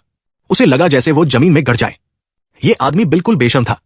कुछ देर बाद चिन फांग ने उसे नीचे उतार दिया और तियानजुन तथा वान मां के पास ले आया। जल्दी देखो, क्या इन्हें अभी भी बचाया जा सकता है? यूरोंग ने गुस्से से होंठ फुला लिए। तुम बहुत बदतमीज हो। पहले माफी मांगो, वरना मैं इलाज नहीं करूंगी। हालांकि मुंह से वो ऐसा कह रही थी, लेकिन उसकी नजरें पहले ही दोनों घायलों का निरीक्षण कर रही थी।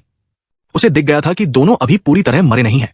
तभी छन्न, एक लंबी तलवार निकलकर उसके गले पर टिक गई। चिन फांग की आवाज बर्फ जैसी ठंडी हो गई। मिस यूरोंग, लगता है तुम्हारी हिम्मत कुछ ज्यादा बढ़ गई है। बताओ, अगले साल तुम्हारी कब्र पर घास उगेगी या नहीं? यूरोंग का चेहरा तुरंत बदल गया। वो चमकदार मुस्कान के साथ बोली, मैं तो मजाक कर रही थी। फिर धीरे से तलवार हटाई और तुरंत अपनी सुनहरी सुइयां निकाल ली। उसी समय सिस्टम की आवाज गूंजी, बधाई हो होस्ट, आपने स्वर्ग की चुनी हुई पुत्री के जीवन को धमकाकर 50,000 विलेन पॉइंट्स प्राप्त किए हैं। चिन फांग ने दूर बैठे लिन सान की तरफ देखा। वो अभी भी अपने घाव भर रहा था। उसे अचानक महसूस हुआ कि ये दोनों सच में एक दूसरे के लिए नहीं बने। खासकर लिन सान, वो किसी और से शादी कैसे कर सकता है? आखिर शियाओ लिन सान तो मेरा है। उसी समय चिन परिवार के सैकड़ों शिष्य बदकिस्मती से यिनमुन राजवंश के प्रभाव क्षेत्र में टेलीपोर्ट हो गए थे और जिस इलाके में वे पहुंचे थे वो गोल्डन ईगल सेक्ट नामक शक्ति के नियंत्रण में था। जैसे ही वे दिखाई दिए, गोल्डन ईगल सेक्ट के शिष्यों ने उन्हें देख लिया। जल्दी इन सबको बांध लो, इन्हें भागने मत देना। किसी को खबर देने भेज दिया गया है। बुजुर्ग जल्द ही पहुंचने वाले हैं। हजारों गोल्डन ईगल सेक्ट के शिष्य तुरंत चिन परिवार के लोगों को चारों तरफ से घेरने लगे। उधर चिन मुशवेर के चेहरे पर चिंता साफ दिखाई दे रही थी। उसने तुरंत आसमान में एक सिग्नल फ्लेयर छोड़ा। धम, आसमान में चमकती रोशनी से एक विशाल अक्षर उभर आया। चिन, मौजूदा हालात में घेरा तोड़कर निकलना लगभग नामुमकिन था। अब वे सिर्फ यही उम्मीद कर सकते थे कि आसपास मौजूद चिन परिवार के सहयोगी या परिवार के बुजुर्ग ये संकेत देखकर मदद के लिए पहुंच जाएं। उधर चिन हाओ, उसकी नजर आसमान में चमकते हुए चिन परिवार के संकट संकेत पर पड़ी। उसका चेहरा तुरंत बदल गया। बिना एक पल गवाए वो उस दिशा में दौड़ पड़ा। बिग ब्रदर, हमारा इंतजार कीजिए। उधर युद्ध अभी भी भयंकर रूप से जारी था। जमीन खून से लाल हो चुकी थी। चिन परिवार के शिष्य साफ तौर पर थक चुके थे। अब वे अपनी जान पर खेलकर लड़ रहे थे। आज उन्हें पहली बार समझ में आ रहा था कि भीड़ द्वारा पीट पीट कर मार डालना किसे कहते हैं। दुश्मन लगातार आते जा रहे थे। उन्हें सांस लेने तक का मौका नहीं मिल रहा था। चिन मुशवेर ने कड़वी मुस्कान के साथ आसमान की तरफ देखा। सब खत्म हो गया। उसे पता था कि परिवार के बुजुर्ग समय पर नहीं पहुंच पाएंगे। अब कोई उम्मीद नहीं बची थी। लेकिन तभी धड़ाम, एक कान फाड़ देने वाला धमाका गूंज उठा। पूरी धरती जोर से कांप गई। जमीन जगहजगे से फटने लगी। असंख्य गोल्डन ईगल सेक्ट के शिष्य हवा में उछल गए। धूल और पत्थरों का विशाल बादल आसमान तक उठ गया और उस धूल के बीच एक आकृति धीरे धीरे दिखाई देने लगी। वो कोई और नहीं बल्कि चिन हाओ था। उसकी एंट्री इतनी जबरदस्त थी कि पूरे युद्ध क्षेत्र का माहौल ही बदल गया। चिन फांग का छोटा भाई हमें बचाने आ गया। चिन मुशवेर खुशी से चिल्ला उठी। अगर आने वाला चिन फांग होता तो जब तक दुश्मन अपने पूर्वजों को न बुला लेते उनके बच निकलने की पूरी उम्मीद थी। लेकिन हकीकत हमेशा उम्मीद जैसी नहीं होती। तुम चिन हाओ हो और अकेले आए हो? चिन मुशवेर का उत्साह पल भर में गायब हो गया। उसके चेहरे पर निराशा साफ दिखाई देने लगी। चिन हाओ ने ईमानदारी से जवाब दिया, अकेला नहीं, मेरे साथ 10 लाख की सेना भी है। बस अभी पहुंचने वाली है। 10 लाख की सेना? 10 लाख की सेना? चिन मुशवेर का चेहरा और भी अजीब हो गया। ये नाम उसे कहीं सुना सुना लग रहा था। तभी हवा चीरती हुई 2 आवाजें सुनाई दी। शू शू। अगले ही पल चिन हाओ के 2 अनुयायी सीधे गोल्डन ईगल सेक्ट की भीड़ में कूद पड़े। उनके पीछे पीछे 10 लाख की सेना भी पहुंच गई। दोनों चिन हाओ के दाएं बाएं खड़े हो गए, बिल्कुल निजी अंगरक्षकों की तरह। चिन मुशवेर के चेहरे की आखिरी मुस्कान भी गायब हो गई। उनमें से एक ने गर्व से कहा, मेरा नाम वान है। दूसरा बोला, और मैं दून हूं। हम दोनों मिलकर हैं 10 लाख की सेना। चिन मुशवेर को अचानक यहां से भाग जाने का मन करने लगा, लेकिन अब जब आ ही गए थे तो पीछे हटने का सवाल नहीं था। चिन मुशवेर ने गंभीर चेहरा बनाकर कहा, सब लोग तैयार हो जाओ, आज आखिरी सांस तक लड़ना होगा। बिल्कुल। चिन हाओ ने उत्साह से मुट्ठी भींच ली। उसकी आंखों में लड़ाई की चमक दिखाई दे रही थी। वो किसी बड़े युद्ध का इंतजार कर रहा था। चिन मुशवेर तुरंत उसके सामने खड़ी हो गई। तुम पीछे रहो, ये लड़ाई तुम्हारे बस की नहीं है। लेकिन चिन हाओ ने सीधे मना कर दिया। जरूरत नहीं। उसने दोनों कान बंद कर लिए, मानो कुछ सुनना ही न चाहता हो। फिर उसने हाथ हिलाया। तुम लोग पीछे हट जाओ, अब मुझे थोड़ा दिखावा करने दो। तभी धड़ाम, आकाश कांप उठा। ऐसी गर्जना हुई कि सभी लोग अनायास ऊपर देखने लगे। उन्होंने देखा, चिन हाओ के शरीर के चारों तरफ बैंगनी बिजली नाच रही थी। उसके शरीर से विनाश की भयानक आभा निकल रही थी। इस समय वो किसी इंसान जैसा नहीं, बल्कि संसार पर शासन करने वाले बिजली के देवता जैसा लग रहा था। उसकी आंखों में बिजली चमक रही थी। अगले ही पल उसने दोनों हथेलियां जोड़ ली। सारी विनाशकारी शक्ति उसके शरीर में इकट्ठा होने लगी, मानो कोई सुनामी जन्म ले रही हो। दुनिया का रंग बदल गया। आकाश में बादल गरजने लगे। बिजलियां अंधेरे को चीरती हुई चमकने लगी। धरती हिल उठी। फिर चिन हाओ के शरीर से बिजली का एक विशाल स्तंभ निकला, जो सीधे आसमान तक जा पहुंचा। क्षण भर में आसमान बिजली के ड्रैगनों से भर गया। अनगिनत दिव्य बिजली की धाराएं स्वर्गीय दंड की तरह नीचे गिरने लगी। धड़ाम, धड़ाम, धड़ाम। हर बिजली किसी न किसी गोल्डन ईगल सेट के शिष्य पर गिर रही थी। चीखें चारों तरफ गूंज उठीं। ऐसा लग रहा था जैसे कोई खेत में घास काट रहा हो। हर वार के साथ एक व्यक्ति खत्म हो रहा था। हजारों गोल्डन ईगल सेट के शिष्य जलकर राख बन गए। हवा में जले हुए मांस की गंध फैल गई। असंभव। चिन परिवार के सभी शिष्यों की आंखें फटी रह गई। उन्हें विश्वास ही नहीं हो रहा था। क्या ये सच में वही दूसरे युवा स्वामी चिन हाओ थे? 7 साल पहले सुप्रीम बोन खोने के बाद चिन हाओ की प्रतिभा लगभग खत्म हो गई थी। साधना की गति बेहद धीमी हो गई थी। वो अपने हमउम्र लोगों से बहुत पीछे छूट चुका था। सब उसे बेकार समझने लगे थे। लेकिन आज 7 साल बाद वो फिर उठ खड़ा हुआ था। इतना ही नहीं, उसने हेवन डिस्ट्रॉइंग डिवाइन थंडर को भी अपने साथ मिला लिया था।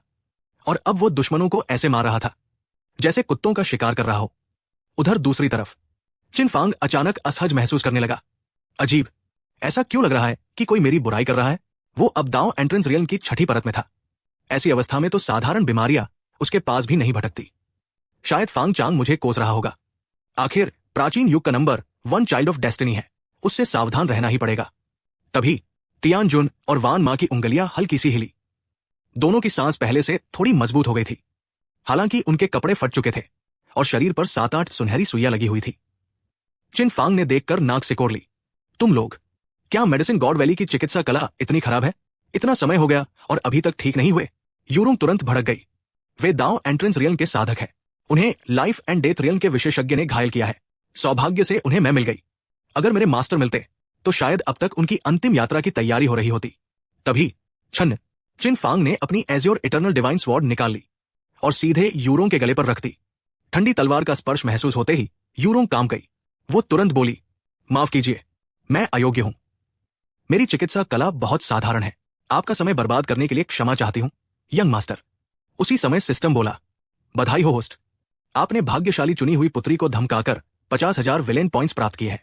चिन फांग मन ही मन सोचने लगा, अजीब है, मैंने तो अभी कुछ खास किया भी नहीं और विलेन पॉइंट्स मिलने लगे। कुछ देर बाद यूरोंग ने बड़ा मेडिकल बॉक्स निकाला और तेजी से तियान जुन तथा वान मां का इलाज शुरू कर दिया। धीरे धीरे दोनों की सांस स्थिर होने लगी। इसी दौरान चिन फांग की नजर उसके स्टोरेज मिरर पर पड़ी। उसे लगा अंदर मेडिसिन गॉड वैली की कोई गुप्त चिकित्सा पुस्तक होगी।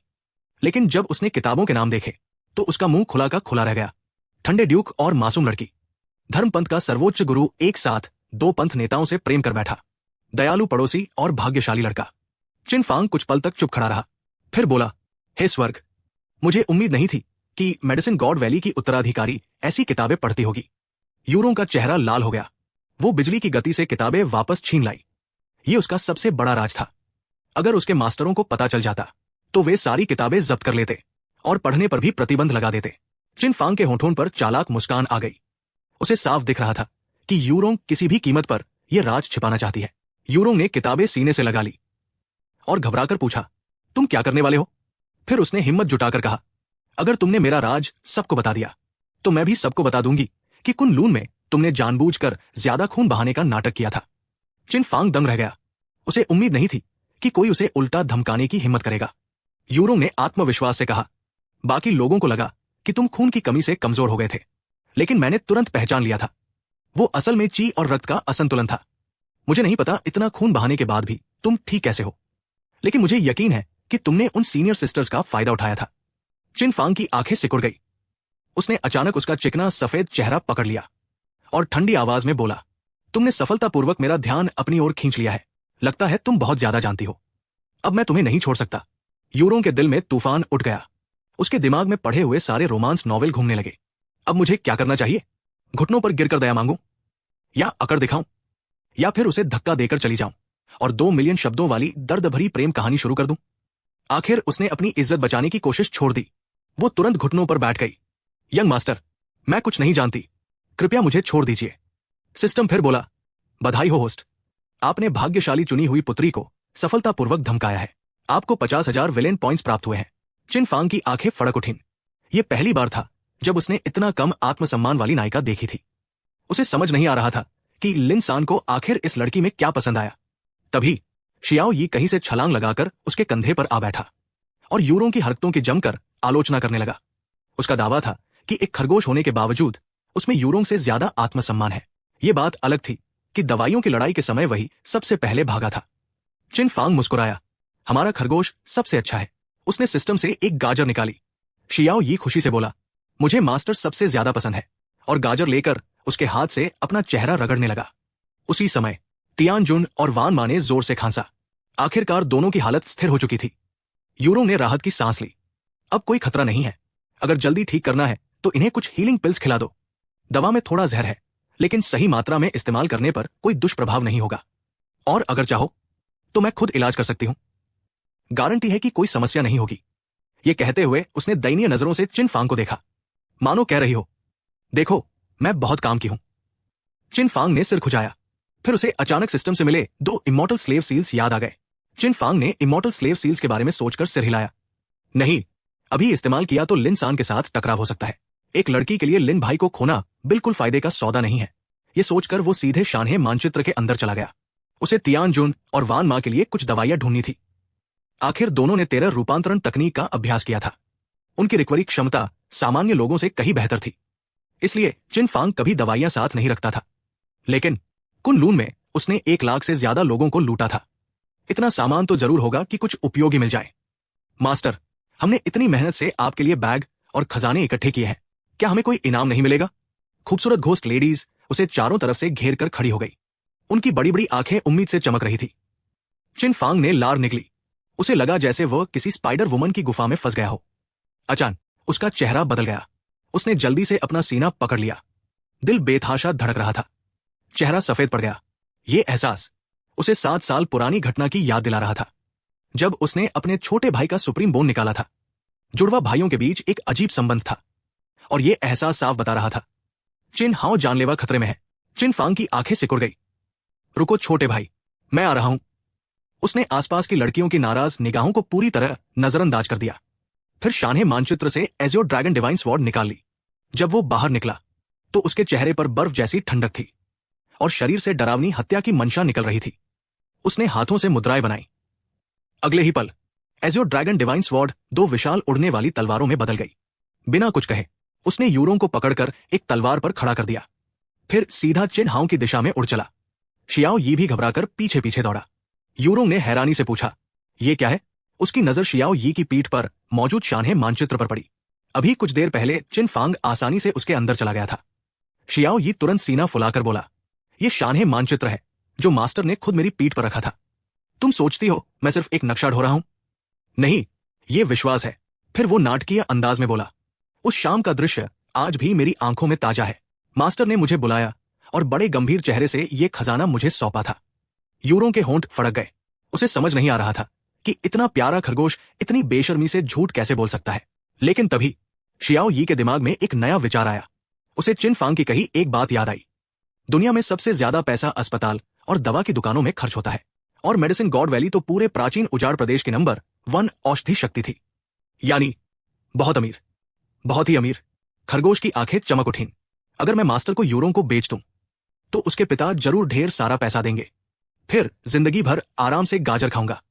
उधर गोल्डन ईगल सेट के क्षेत्र में एक भारी दबाव अचानक आसमान से उतरा, मानो ताई पर्वत सबके सिर पर आ गिरा हो। चिन परिवार के कई शिष्य कांप उठे। कौन है?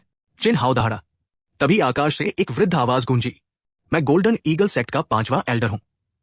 सफेद बालों वाला एक बूढ़ा आदमी हवा में खड़ा था। उसके शरीर से निकलती आभा इतनी भयानक थी कि चिन परिवार के लोगों का सांस लेना मुश्किल हो गया। सबके चेहरे सफेद पड़ गए। इस बार वे सच में मुसीबत में थे। 5वें एल्डर ने नीचे पड़े शवों को देखा। उसका चेहरा गुस्से से विकृत हो गया। सिर्फ 100 से थोड़ा ज्यादा चिन परिवार के बच्चों ने मेरे हजारों शिष्यों को मार डाला। वो क्रोध से कांप उठा। फिर उसने हाथ उठाया और लाइफ एंड डेथ रियल्म की नवी परत की पूरी ताकत से मुक्का मारा। धड़ाम। चिन हाओ को खतरे में देखकर चिन मुशवेर आगे कूद पड़ी। उसने सीधे उस हमले को रोकने की कोशिश की, लेकिन हमला बहुत शक्तिशाली था।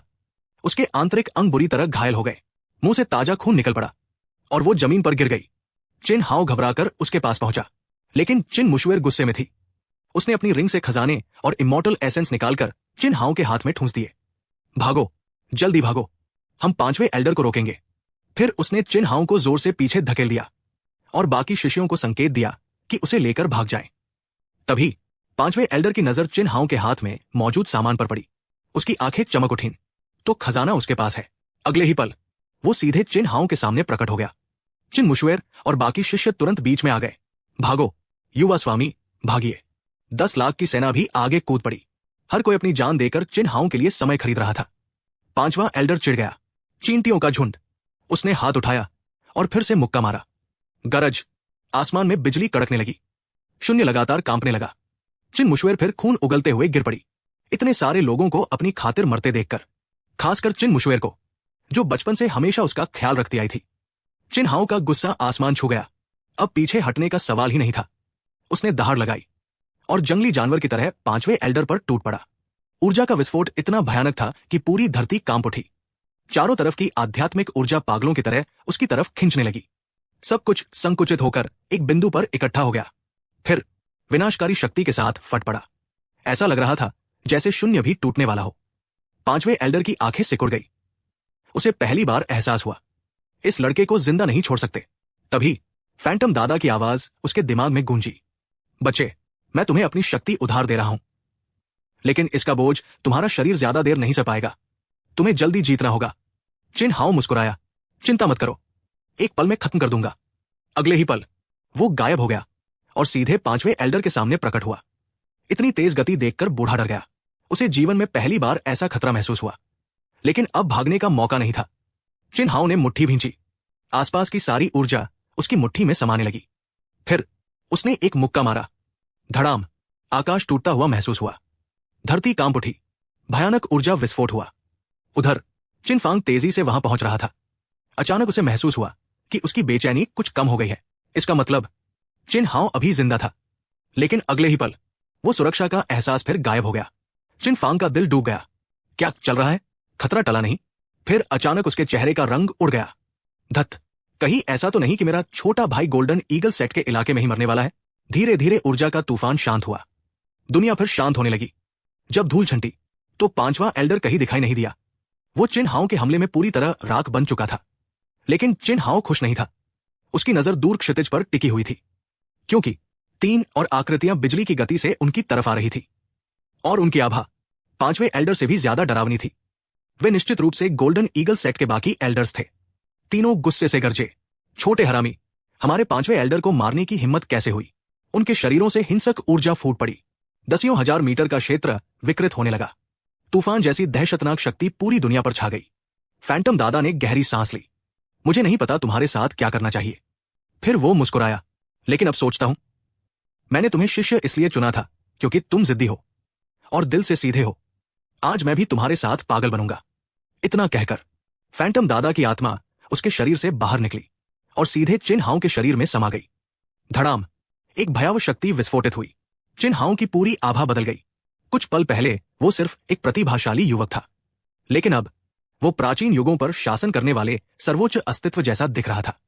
उसका शरीर दिव्य प्रकाश से चमक उठा। असीम गरिमा उसकी हर सांस से निकल रही थी। बिजलियां उसके चारों तरफ झुककर नाचने लगी, मानो किसी परम सम्राट का स्वागत कर रही हों। वो स्वर्ग और धरती के बीच सीधा खड़ा था, अहंकार से नहीं, बल्कि जन्मजात प्रभुत्व से। ऐसा लग रहा था जैसे पूरी दुनिया उसके सामने सिर झुकाने को मजबूर हो। हर जीव कांप उठा, हर आत्मा डर गई। तीनों एल्डर्स के चेहरों का रंग बदल गया। उनके मन में एक ही सवाल उठा, ये आखिर है क्या? तीनों बचे हुए एल्डर्स के सिर सुन पड़ गए। उनकी खोपड़ी तक झंझना उठी। उन्हें लग रहा था कि आज कोई बड़ी आपदा आने वाली है, इसे अभी मार डालो। तीनों एल्डर्स ने एक साथ अपनी सारी शक्ति छोड़ दी। उनकी ऊर्जा 3 विशाल भंवरों में बदल गई। भयानक दबाव के साथ वे सीधे चिन हाओ पर टूट पड़े। शून्य बुरी तरह कांपने लगा। चारों तरफ ऊर्जा की लहरें उफान मारने लगी। उसी समय ड्रैगन और हाथी की परछाइयों ने जोरदार गर्जना की। भयानक शक्ति उनके शरीरों से फूट निकली। वे स्वर्ग और धरती की ताकत लेकर मानवग्रुड़ की तरफ टूट पड़े। दोनों पक्षों की शक्तियां टकराईं। धड़ाम। शून्य विकृत हो गया। स्वर्ग और धरती कांप उठे। ऊर्जा का तूफान इतनी भयानक गति से फैला कि पूरा क्षेत्र तबाह होने लगा। तीनों एल्डर्स ने अपनी शक्ति और बढ़ा दी। जिन सन चक्र पहले से भी ज्यादा चमकने लगा। धीरे धीरे उसने ड्रैगन और हाथी की परछाइयों को दबाना शुरू कर दिया। एक एल्डर गुर्राया, एक छोटा सा लड़का हमारा विरोध करने की हिम्मत करता है। चिन हाओ की आंखों में ठंडी चमक उभरी। उसकी आवाज पूरे आकाश में गूंज उठी। फिर उसने उंगली उठाई। अचानक स्वर्ग और धरती की ऊर्जा सुनामी की तरह उमड़ पड़ी। सब कुछ ड्रैगन और हाथी की परछाइयों में समा गया। दोनों ने एक साथ गर्जना की। आकाश फट गया। फिर वे सीधे विशाल गरुड़ भुजा पर जा टकराए। तीनों एल्डर्स स्तब्ध रह गए। ये कैसे संभव है? इतनी कम उम्र का लड़का हम तीनों से एक साथ लड़ रहा है। उनकी आंखों में हत्या की मंशा भर गई। अब गोल्डन ईगल सेक्ट और चिन परिवार के बीच दुश्मनी बन चुकी थी। पीछे हटने का कोई रास्ता नहीं था। अगर आज चिन हाओ को नहीं मारा गया तो भविष्य में परिणाम अकल्पनीय होंगे। तीनों ने बिना हिचकिचाए अपने गोल्डन इमॉर्टल नीडल्स निकाल लिए और उन्हें अपने एक्यूपॉइंट्स में घूम दिया। धड़ाम। उनकी शक्ति कई गुना बढ़ गई। यह तकनीक थोड़े समय के लिए ताकत को विस्फोटक रूप से बढ़ा देती थी, लेकिन कीमत भी बहुत बड़ी थी। हजारों साल की साधना नष्ट हो सकती थी और ठीक होने में 100 साल तक लग सकते थे। यह साफ दिखा रहा था कि वे चिन हाओ से सचमुच डर गए थे। उधर फैंटम दादा पहले ही चिन हाओ के शरीर को उसकी सीमा तक धकेल चुके थे। स्पिरिट रियल्म की 5वीं परत से सीधे एथेरियल रियल्म तक पहुंच जाना ही चमत्कार था। अगर और ताकत बढ़ाई गई तो चिन हाओ का शरीर टूट सकता था। अभी भी उसकी हालत खराब थी। त्वचा जगजगे से फट चुकी थी। खून लगातार बह रहा था। लेकिन तीनों एल्डर्स लगातार अपनी शक्ति बढ़ाते जा रहे थे। विशाल गरुड़ भुजा से चकाचौंध कर देने वाली रोशनी निकलने लगी। उसकी शक्ति पहले से कई गुना बढ़ गई। फिर तीनों एल्डर्स खुद भी बिजली की गति से आगे बढ़े। वे चिन हाओ को मौका दिए बिना खत्म करना चाहते थे। फैंटम दादा ने दांत भींच लिए। लगता है एक और ड्रैगन हाथी छोड़ना पड़ेगा। उन्हें पता था कि इससे चिन हाओ का शरीर बुरी तरह क्षतिग्रस्त होगा, लेकिन जिंदा रहना ज्यादा जरूरी था। ज्यादा से ज्यादा कुछ दशकों तक ची इकट्ठा करके ठीक होना पड़ेगा। वैसे भी उस राक्षस बड़े भाई की बराबरी तो नहीं कर सकता। कुछ दशक अपंग रह भी गया तो क्या फर्क पड़ता है? ये सोचकर उनके मन का अपराधबोध गायब हो गया। चिन हाओ की ऊर्जा फिर उफान मारने लगी। धरती और आकाश हिल उठे। ऐसा लग रहा था मानो असंख्य लोग इस शक्ति में डूब जाएंगे। लेकिन तभी एक गरिमामय वृद्ध अचानक उसके सामने प्रकट हुआ। उसने अकेले ही तीनों एल्डर्स का हमला रोक लिया। उसकी आभा एथेरियल रियल्म से भी ऊपर थी। चिन हाओ की आंखें चमक उठीं। बैकअप आ गया। उसने तुरंत अपनी शक्ति वापस खींच ली। अंदर ही अंदर राहत की सांस ली। अभी कुछ देर और लड़ता तो शायद फिर कई दशकों तक बेकार हो जाता। आने वाला कोई और नहीं बल्कि चिन परिवार का पूर्वज था। उसने विशाल गरुड़ भुजा को घूरते हुए कहा, मेरे छोटे बच्चे को इस तरह तंग करने की हिम्मत कैसे हुई? तुम लोगों की मंशा क्या है? बात खत्म होते ही उसने हमला कर दिया। धड़ाम। एक कान फाड़ देने वाला विस्फोट हुआ। मानवग्रुड़ की विशाल भुजा पल भर में चकनाचूर हो गई। तीनों एल्डर्स के चेहरे सफेद पड़ गए। उन्हें समझ नहीं आ रहा था कि चिन परिवार का पूर्वज इतनी जल्दी यहां कैसे पहुंच गया। गोल्डन ईगल सेक्ट के लोग घबरा गए। उन्होंने देखा कि उनके आधे से ज्यादा शिष्य मारे जा चुके थे। चिन परिवार के पूर्वज का गुस्सा ज्वालामुखी की तरह फूट पड़ा। उसी समय चिन हाओ ने तुरंत आग में घी डाल दिया। पूर्वज, इन्होंने सिर्फ मुझे नहीं मारा, संख्या का फायदा उठाकर मुझे दबाने की कोशिश भी की। पूर्वज की आंखों में हत्या की मंशा चमक उठी। उसने सीधा हमला कर दिया। भयानक तूफान स्वर्ग और धरती में फैल गया। हवाएं तेज धारदार ब्लेड्स में बदल गई। तीनों एल्डर्स डर गए। वे भागना चाहते थे, लेकिन पूर्वज की हत्या की मंशा ताई पर्वत की तरह उन पर टूट पड़ी। उनके मुंह से खून निकल आया। आभा लगातार कमजोर होने लगी। काफी लंबी यात्रा के बाद चिनफांग और उसके साथी आखिरकार यिनमुन राजवंश पहुंच गए। लेकिन जैसे ही वो वहां उतरा, उसके दिल की बेचैनी अचानक गायब हो गई। वो चौंक गया। क्या हो रहा है? मैं चिन हाओ की स्थिति महसूस क्यों नहीं कर पा रहा? उसने तय किया कि पहले कुछ जानकारी जुटाएगा और थोड़ा आराम करके खाना भी खा लेगा। आखिर लगातार तलवार उड़ान में बहुत मानसिक ऊर्जा खर्च होती है। इस दौरान शियाओ यी यूरोंग से ऐसे चिपका हुआ था जैसे गोंद लगा हो। जरा भी दूर नहीं जा रहा था। यूरोंग ने झुझलाकर कहा, शोर मत करो, मैं सो रही हूं। तभी चिन फांग के कानों में एक परिचित खबर पड़ी। एक व्यक्ति बोला, क्या तुमने चिन हाओ के बारे में सुना? चिन परिवार का वो बेकार दूसरा बेटा अब ड्रैगन एलिफेंट ग्रेट एम्परर का उत्तराधिकारी बन गया है। दूसरा बोला, सच में? वो तो अपंग हो चुका था, फिर उत्तराधिकारी कैसे बन गया? पहला हंस पड़ा। कौन जाने, शायद ड्रैगन एलिफेंट ग्रेट एम्परर की विरासत सिर्फ उन लोगों को मिलती हो जो बड़ी मुसीबतों से गुजरते हैं।